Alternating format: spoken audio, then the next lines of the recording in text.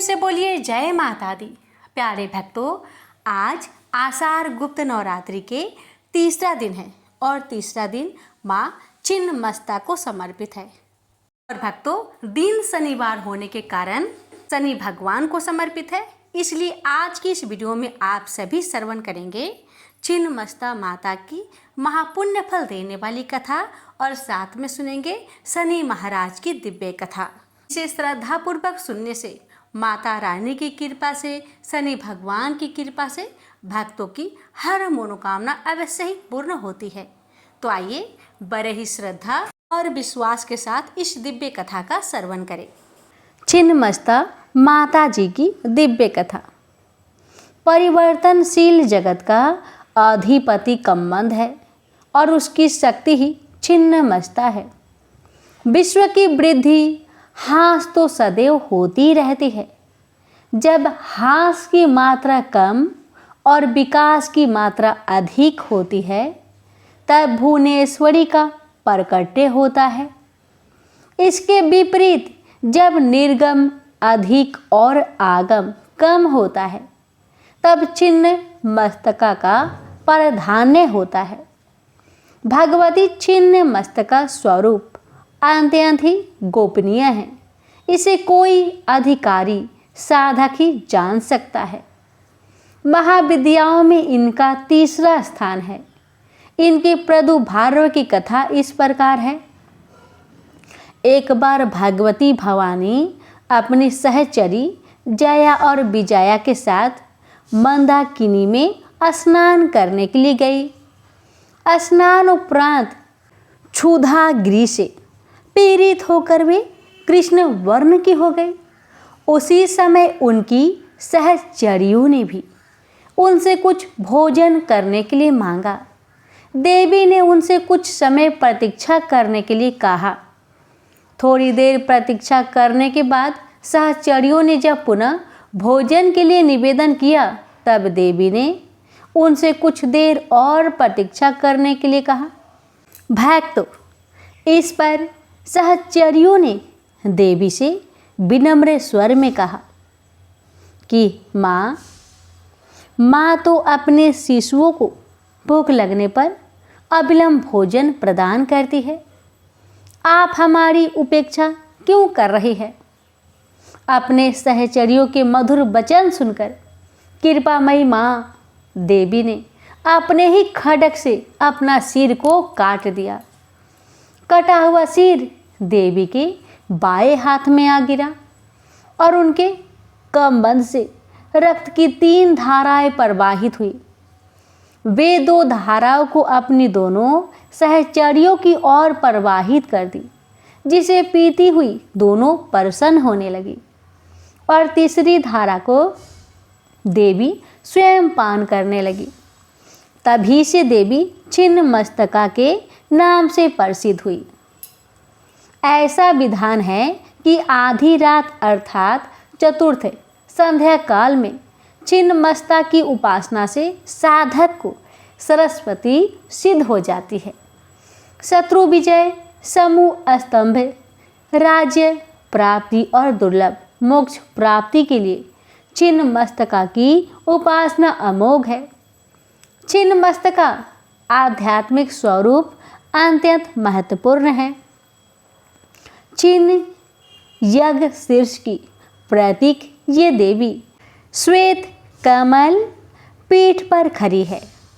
दिशाएं ही इनके वस्त्र है। इनकी नाभि में योनि चक्र है।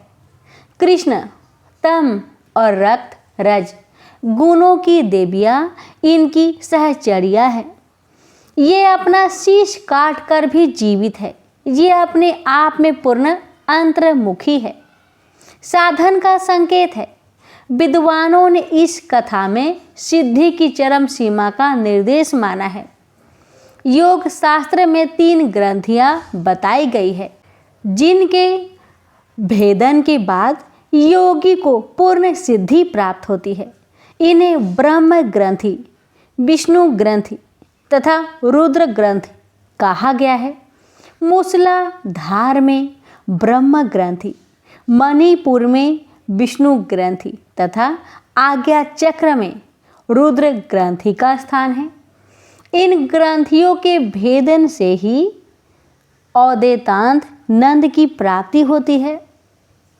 योगियों का एक ऐसा अनुभव है कि मणिपुर चक्र के नीचे की नाड़ियों में ही काम और रति का मूल है।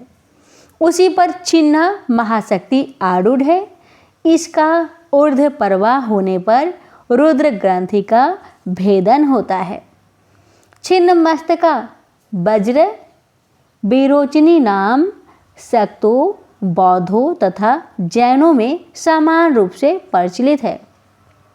देवी की दोनों सहचर्या रजोगुण तथा तमोगुण की प्रतीक है। कमल विश्व प्रपज्ञ है और कामरति चिदानंदन की स्थूल वृत्ति है। बृहदारण्य की अश्वशीर विद्या, शाक्तों की हायग्रीव विद्या तथा गणपतियों की छिन्न शीर्ष गणपति का रहस्य भी छिन्नमस्ता से ही संबंधित है। हिरण्यकशिपु, बैरोचन आदि छिन्नमस्तका के ही उपासक थे, इसलिए इन्हें वज्र बैरोचन्य कहा गया है। बैरोचन अग्नि को कहते हैं। अग्नि के स्थान मणिपुर में छिन्नमस्तका का ध्यान किया जाता है और वज्र नाड़ी में इनका प्रवाह होने से इन्हें वज्र बैरोचन्य कहते हैं। श्री भैरव तंत्र में कहा गया है कि इनकी आधार से साधक जीव भाव से मुक्त होकर शिव भाव को प्राप्त कर लेते हैं। प्रेम से बोलिए छिन्नमस्ता माता की जय। माता सब भक्तों पर अपनी कृपा सदा बनाए रखे। महाराष्ट्र के अहमदनगर जिले में स्थित है। सिंगापुर गांव जिले शनि सिंगापुर के नाम से जाना जाता है।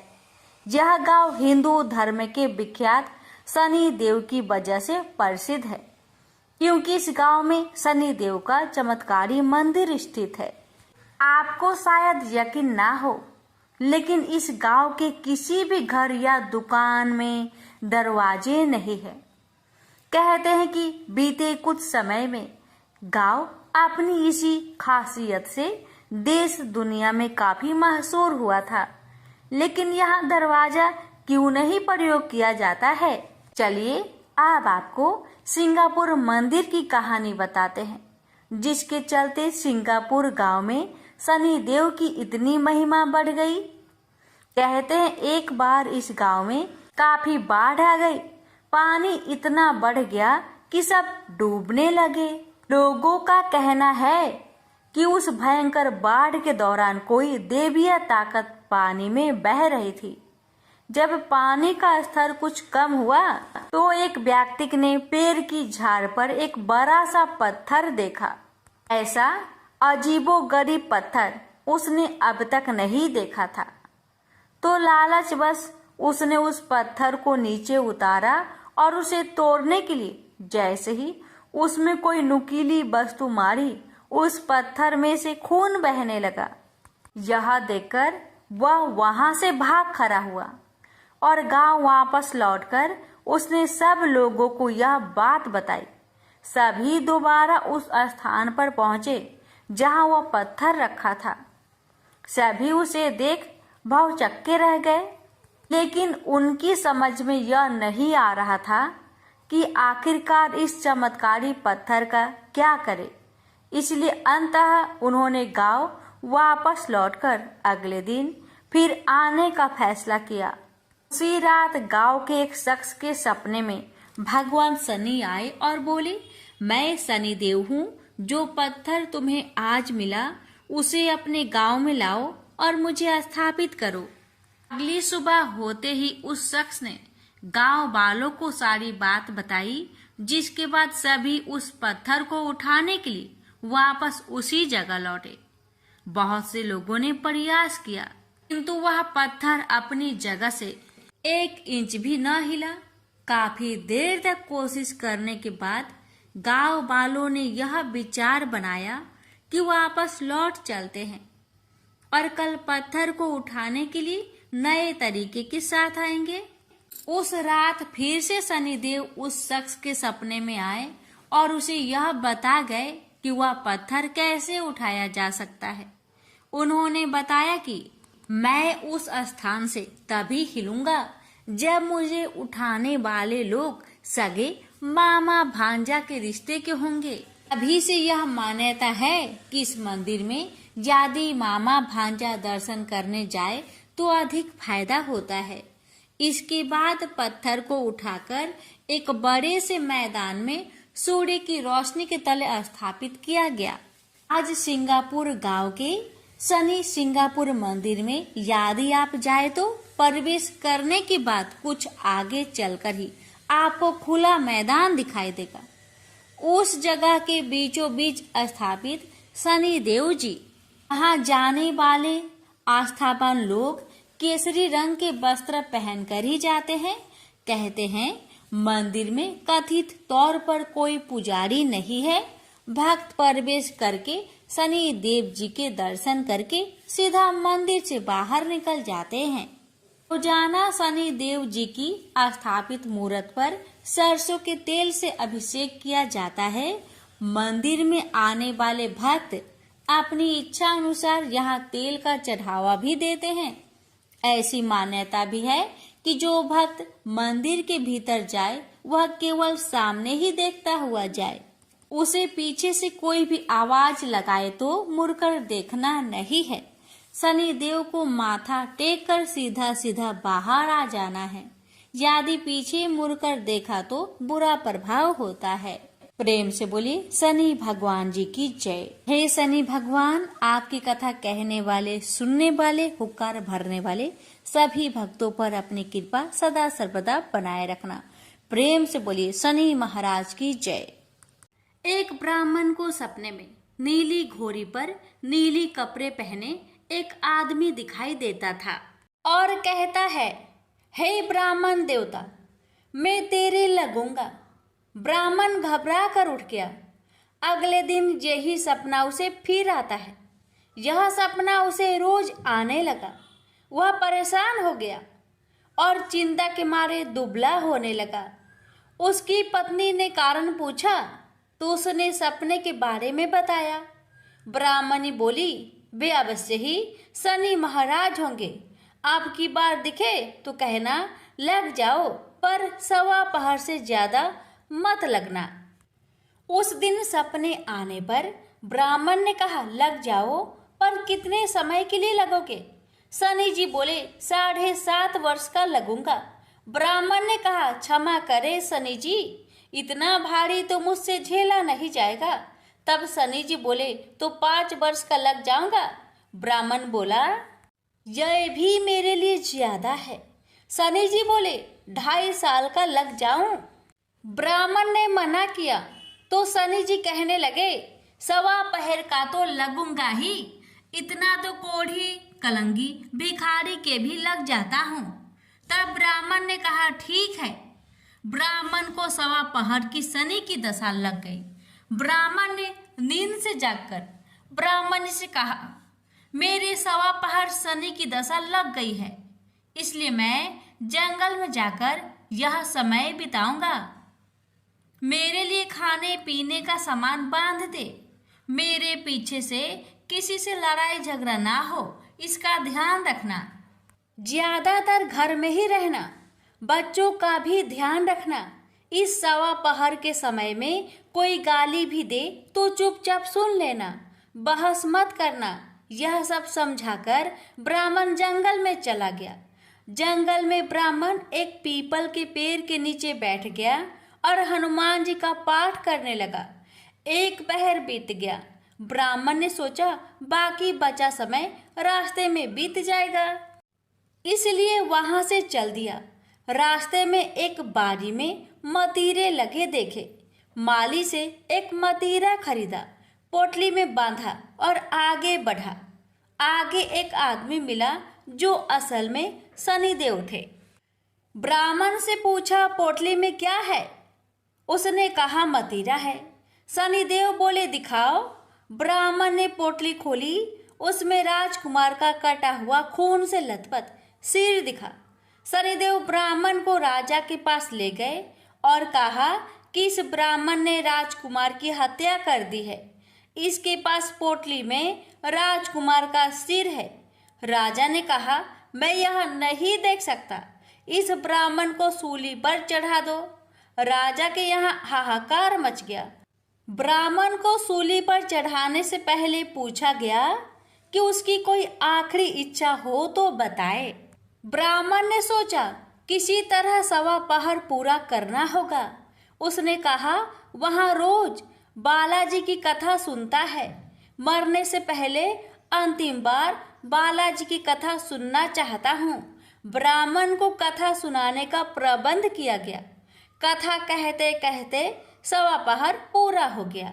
शनि की दशा टलते ही राजकुमार शिकार खेलकर लौटता हुआ दिखाई दिया। राजकुमार को आता देख राजा बहुत खुश हुआ, लेकिन उसे निर्दोष ब्राह्मण की हत्या का दोष लगने का डर सताने लगा। उसने तुरंत घोड़सवार सैनिकों को ब्राह्मण को आदर सहित ले आने के लिए भेजा। ब्राह्मण राज दरबार में आया तो राजा ने क्षमा मांगी और पोटली दिखाने के लिए कहा। पोटली खोली तो उसमें मतीरा था। राजा ने इन सब के बारे में पूछा तो ब्राह्मण ने बताया, मुझे 1.25 पहर की शनिचर की दशा लगी थी, इस कारण यह सब तमाशा हुआ। राजा ने पूछा, यह दशा कैसे टलती है? ब्राह्मण बोला, राजा, यह सेठ के लगे तो काला हाथी या काला घोड़ा दान करे, गरीब के लगे तो पीपल की पूजा करे तब बोले, साचा शनिचर कहिए, जाके पाओ सदा ही पढ़िए। शनि की कहानी सुने, तिल का तेल और काला उड़द दान करे, काले कुत्ते को तेल से चुपर कर रोटी खिलाए तो शनिचर की दशा उतर जाती है। राजा ने उसे मतीरा वापस दे दिया। घर आकर ब्राह्मण ने मतीरा काटा तो उसमें बीज की जगह हीरे मोती निकले। ब्राह्मण ने पूछा, यह कहाँ से लाए? आप तो कह रहे थे कि शनि की दशा लगी है। ब्राह्मण ने कहा, जब दशा लगी थी तो यही मतीरा राजकुमार का सिर बन गया था। उतरती दशा के शनि जी निहाल कर गए। हे शनि देवता, जैसे ब्राह्मण के शनि की दशा लगी वैसी किसी को न लगे। प्रेम से बोलिए शनि देव की जय। एक समय स्वर्ग लोक में सबसे बड़ा कौन के प्रश्न पर 9 ग्रहों में वाद विवाद हो गया। विवाद इतना बढ़ा कि परस्पर भयंकर युद्ध की स्थिति बन गई। निर्णय के लिए सभी देवता देवराज इंद्र के पास पहुंचे और बोले, हे देवराज, आपको निर्णय करना होगा कि हम में से सबसे बड़ा कौन है। देवताओं का प्रश्न सुनकर देवराज इंद्र उलझन में पड़ गए। इंद्र बोले, मैं इस प्रश्न का उत्तर देने में असमर्थ हूँ। हम सभी पृथ्वी लोक में उज्जैनी नगरी में राजा विक्रमादित्य के पास चलते हैं। देवराज इंद्र सहित सभी ग्रह देवता उज्जैनी नगरी पहुंचे। महल में पहुंचकर जब देवताओं ने उनसे अपना प्रश्न पूछा तो राजा विक्रमादित्य भी कुछ देर के लिए परेशान हो उठे, क्योंकि सभी देवता अपनी अपनी शक्तियों के कारण महान थे। किसी को भी छोटा या बड़ा कह देने से उनके क्रोध के प्रकोप से भयंकर हानि पहुंच सकती थी। अचानक राजा विक्रमादित्य को एक उपाय सूझा और उन्होंने विभिन्न धातुओं स्वर्ण, रजत, चांदी, कांसा, ताम्र यानी तांबा, सीसा, रांगा, जस्ता, अभ्रक व लोहे के 9 आसन बनवाए। धातुओं के गुणों के अनुसार सभी आसनों को एक दूसरे के पीछे रखवाकर उन्होंने देवताओं को अपने अपने सिंहासन पर बैठने के लिए कहा। देवताओं के बैठने के बाद राजा विक्रमादित्य ने कहा, आपका निर्णय तो स्वयं हो गया। जो सबसे पहले सिंहासन पर विराजमान है वही सबसे बड़ा है।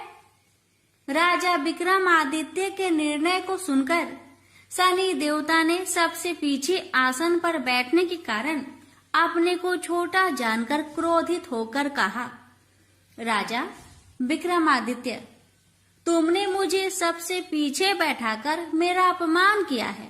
तुम मेरी शक्तियों से परिचित नहीं हो, मैं तुम्हारा सर्वनाश कर दूंगा।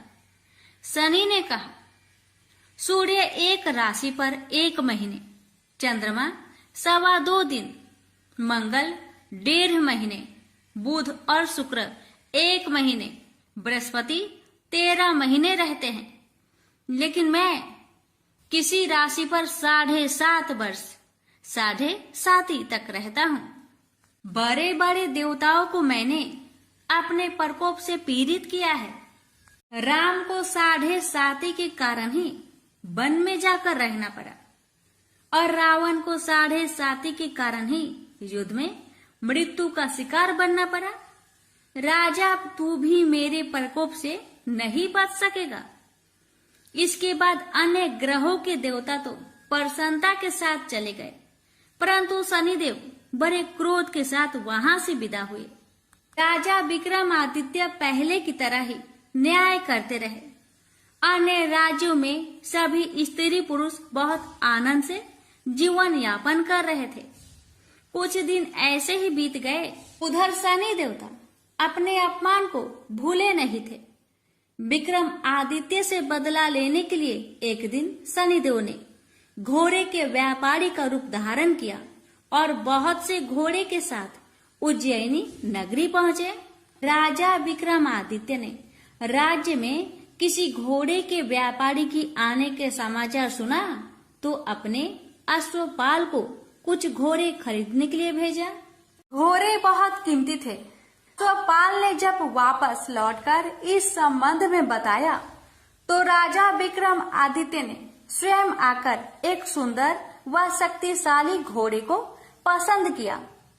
घोड़े की चाल देखने के लिए राजा उस घोड़े पर सवार हुए तो वह घोड़ा बिजली की गति से दौड़ पड़ा। तेजी से दौड़ता घोड़ा राजा को दूर एक जंगल में ले गया और फिर राजा को वहां गिराकर जंगल में कहीं गायब हो गया। राजा अपने नगर को लौटने के लिए जंगल में भटकने लगा, लेकिन उन्हें लौटने का कोई रास्ता नहीं मिला। राजा को भूख प्यास लगाई। बहुत घूमने पर उसे एक चरवाहा मिला। राजा ने उससे पानी मांगा। पानी पीकर राजा ने उस चरवाहे को अपनी अंगूठी दे दी। फिर उससे रास्ता पूछकर वह जंगल से निकलकर पास के नगर में पहुंचा। राजा ने एक सेठ की दुकान पर बैठकर कुछ देर आराम किया। उस सेठ ने राजा से बातचीत की तो राजा ने उसे बताया कि मैं उज्जैनी नगरी से आया हूँ। राजा के कुछ देर दुकान पर बैठने से सेठ जी की बहुत बिक्री हुई। सेठ ने राजा को बहुत भाग्यवान समझा और खुश होकर उसे अपने घर भोजन के लिए ले गया। सेठ के घर में सोने का एक हार खूंटी पर लटका हुआ था। राजा को उस कमरे में छोड़कर सेठ कुछ देर के लिए बाहर गया। तभी एक आश्चर्यजनक घटना घटी। राजा के देखते देखते सोने के उस हार को खूंटी निकल गई। सेठ ने कमरे में लौटकर हार को गायब देखा तो चोरी का संदेह राजा पर ही किया, क्योंकि उस कमरे में राजा ही अकेला बैठा था। सेठ ने अपने नौकरों से कहा कि इस परदेशी को रस्सियों से बांधकर नगर के राजा के पास ले चलो। राजा ने विक्रमादित्य से हार के बारे में पूछा तो उसने बताया कि उसके देखते ही देखते खूंटी ने हार को निगल लिया था।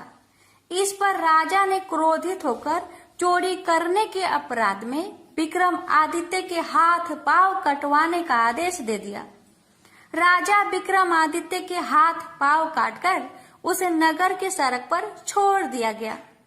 कुछ दिन बाद एक तेली उसे उठाकर अपने घर ले गया और उसे अपने कोल्हू पर बैठा दिया। राजा आवाज देकर बैलों को हाँकता रहता। इस तरह तेली का बैल चलता रहा और राजा को भोजन मिलता रहा। शनि के प्रकोप की 7.5 पूरी होने पर वर्षा ऋतु आरंभ हुई। राजा विक्रमादित्य एक रात मेघ मल्हार गा रहा था कि तभी नगर के राजा की लड़की राजकुमारी मोहिनी रथ पर सवार उस तेली के घर के पास से गुजरी। उसने मेघ मल्हार सुना तो उसे बहुत अच्छा लगा और दासी को भेजकर गाने वाले को बुला लाने को कहा। दासी ने लौटकर राजकुमारी को अपंग राजा के बारे में सब कुछ बता दिया। राजकुमारी उसके मेघ मल्हार से बहुत मोहित हुई, अतः उसने सब कुछ जानकर भी अपंग राजा से विवाह करने का निश्चय कर लिया। राजकुमारी ने अपने माता पिता से जब यह बात कही तो वे हैरान रह गए। रानी ने मोहिनी को समझाया, बेटी तेरे भाग्य में तो किसी राजा की रानी होना लिखा है, फिर तू उस अपंग से विवाह करके अपने पांव पर कुल्हाड़ी क्यों मार रही है। राजकुमारी ने अपनी जिद नहीं छोड़ी। अपनी जिद पूरी करने के लिए उसने भोजन करना छोड़ दिया और प्राण त्याग देने का निश्चय कर लिया। आखिर राजा रानी को विवश होकर अपंग विक्रमादित्य से राजकुमारी का विवाह करना पड़ा। विवाह के बाद राजा विक्रमादित्य और राजकुमारी तेली के घर में रहने लगे। उस रात स्वप्न में शनिदेव ने राजा से कहा, राजा तुमने मेरा प्रकोप देख लिया, मैंने तुम्हें अपने अपमान का दंड दिया है। राजा ने शनिदेव से क्षमा करने को कहा और प्रार्थना की, हे शनिदेव, आपने जितना दुख मुझे दिया है अन्य किसी को न देना। शनिदेव ने कुछ सोचकर कहा, राजा मैं तुम्हारी प्रार्थना स्वीकार करता हूँ। जो कोई स्त्री पुरुष मेरी पूजा करेगा, शनिवार को व्रत करके मेरी व्रत कथा सुनेगा, उस पर मेरी अनुकंपा बनी रहेगी। प्रातः काल राजा विक्रमादित्य की नींद खुली तो अपने हाथ पांव देखकर राजा को बहुत खुशी हुई। उसने मन ही मन शनिदेव को प्रणाम किया। राजकुमारी भी राजा के हाथ पांव सही सलामत देखकर आश्चर्य में डूब गई। राजा विक्रमादित्य ने अपना परिचय देते हुए शनिदेव के प्रकोप की सारी कहानी सुनाई। सेठ को जब इस बात का पता चला तो दौड़ता हुआ तेली के घर पहुंचा और राजा के चरणों में गिरकर क्षमा मांगने लगा। राजा ने उसे क्षमा कर दिया क्योंकि यह सब तो शनिदेव के प्रकोप के कारण हुआ था। सेठ राजा को अपने घर ले गया और उसे भोजन कराया। भोजन कराते समय वहां एक आश्चर्यजनक घटना घटी। सबके देखते देखते उस खूंटी ने हार उगल दिया। सेठ जी ने अपनी बेटी का विवाह भी राजा के साथ कर दिया और बहुत से स्वर्ण आभूषण धन आदि देकर राजा को विदा किया। राजा विक्रमादित्य राजकुमारी मोहिनी और सेठ की बेटी के साथ उज्जैनी पहुँचे तो नगर वासियों ने हर्ष से उनका स्वागत किया। अगले दिन राजा विक्रमादित्य ने पूरे राज्य में घोषणा कराई कि शनिदेव सब देवों में सर्वश्रेष्ठ है। प्रत्येक स्त्री पुरुष शनिवार को उनका व्रत करे और व्रत कथा अवश्य सुने। राजा विक्रमादित्य की घोषणा से शनिदेव बहुत प्रसन्न हुए। शनिवार का व्रत करने और व्रत कथा सुनने के कारण सभी लोगों की मनोकामनाएं शनिदेव की अनुकंपा से पूरी होने लगी। सभी लोग आनंद पूर्वक रहने लगे। प्रेम से बोलिए शनि महाराज की जय हो। एक बार भगवान विष्णु, शंकर और ब्रह्मा जी के बीच एक संवाद शुरू हुआ। यह संवाद था संसार में एक न्याय अधिकारी को जन्म देने का। यह संवाद तब शुरू हुआ जब देवों और असुरों के बीच लगातार युद्ध हो रहा था।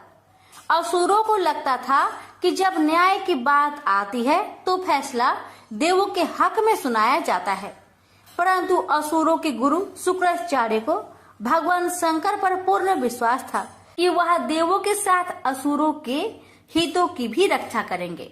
भगवान शंकर ने अपने परम भक्त शुक्राचार्य को निराश नहीं किया। भगवान शंकर ही थे जिन्होंने शनि देव के जन्म की पथ कथा लिखी। शनिदेव का जन्म सूर्य पुत्र के रूप में हुआ, जिनकी मां का नाम छाया था। एक पौराणिक कथा के अनुसार छाया ने शनि को एक जंगल में छुपा के रख उनका वही पालन पोषण किया। यम के अलावा शनि भी एक पुत्र है। शनि देव को भी नहीं मालूम था उनके पिता स्वयं सूर्य देव है। लेकिन यह राज बहुत दिनों तक छुपा ना सका, क्योंकि संसार को उनका न्याय अधिकारी मिलना था, जो कर्मों के आधार पर लोगों को न्याय और दंड देगा। इधर देवाधिपति इंद्रदेव और शुक्राचार्य के बीच न्याय अधिकारी के अस्तित्व को जानने के लिए खलबली मची हुई थी। इसी खलबली का नतीजा एक चक्रवात के रूप में आया, जिसका संचालन शुक्राचार्य कर रहे थे। शुक्राचार्य को मोहरा बनाते हुए इंद्रदेव ने एक षड्यंत्र रचा था। सही मायनों में इस चक्रवात के लिए इंद्रदेव जिम्मेदार थे, जिन्होंने असुरों के गुरु शुक्राचार्य को उस्काया। इस चक्रवात की चपेट में शनि की माता छाया आ गई, जिससे शनिदेव नाराज हो गए और शंकर भगवान की कृपा से उन्हें अपनी शक्तियों का बोध हो गया और उन्होंने अपनी मां छाया को बचा लिया। इसके बाद सूर्य देव चक्रवात से क्रोधित हो गए और उन्होंने शुक्राचार्य और इंद्रदेव को सूर्य लोक में बुलाया, जहां पर चक्रवात के दोषी को दंड देकर न्याय किया जाना था। लेकिन शुक्राचार्य की बात सुने बिना सूर्य देव ने शुक्राचार्य को दोषी करार दे दिया। इसको देखते हुए वहां शनिदेव प्रकट हो गए। उन्होंने न्याय अधिकारी के रूप में उचित न्याय किया। उन्होंने सभी को बताया कि चक्रवात के असली दोषी शुक्राचार्य नहीं अपितु इंद्रदेव है। शनिदेव की यह बात सुनकर वहां मौजूद सभी देवता, उनके पिता सूर्य देव और शुक्राचार्य चकित रह गए।